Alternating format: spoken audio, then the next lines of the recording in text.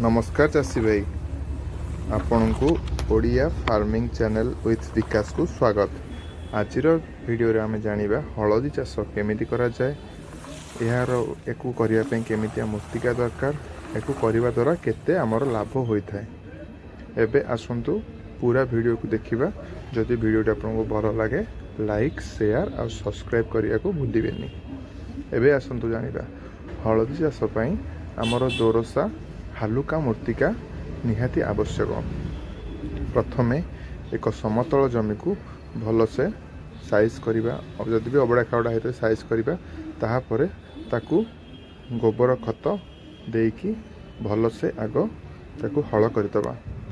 गोटे कथा मन रखुन चाषीबे, यह साधारणतः मे जून मासरे कले भल। जदि आमे भल पुआ नबा सेथुरु भल माने जो बुदाटा सृष्टि हो पारे, भल हलदी अमल हो पारे। प्रथमे आग 10-20 ग्राम हलदी खंड नबा एवं ताकू गजा ला पर्यंत गोटे आर्द्रता जगार रखिबा जेमति से गजा हो जिवो। प्रस्तुत करिथिबा जमी को मिनिमम 2-3 इंच गभीर करी सेथिरे ताकू पोती दबा। पोती दबार पोती देई सेथिरे अल्प किछि जलसेचन करिबा।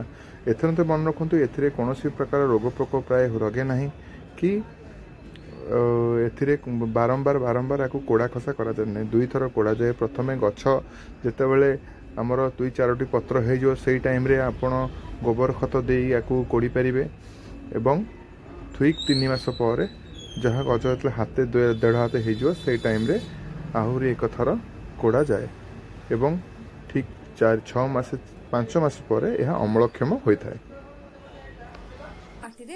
बंधुगण हलदी चाष एमती लाभदायक चाष जो आप 10 टंका इन्वेस्ट करी आपण 90 टंका लाभ करें। ए प्रायतः कौन रोग प्रकोप हुए ना कि ए बेसी लेबर एथे दरकार नहीं, कारण थरिए आमर 2 थर कोड़ा जाए से बेसी लेबर आवश्यकता ना और रोग प्रकोप हुए ना। टी मझे मझे जलसेचन करा जाए, कारण बेसी भी जलसेचन दबार को पड़े ना, कारण जो टाइम रे आमर गछ हुए आमर मे जून मासरे साधारणतः अगस्ट मासरू वर्षा सीजन स्टार्ट हो जाए। तो सही जो टाइम टा गछ बढ़े से टाइम रे वर्षा हो जाए, से आमको जलसेचन कर ही आवश्यकता पड़ न था। एवं ठीक नवेम्बर डिसेम्बर आड़िकी ताहा अमलक्षम हो जाई थाए। जनवरी मासरे आमे ताकू खोलिकी अमल करिपरिबा।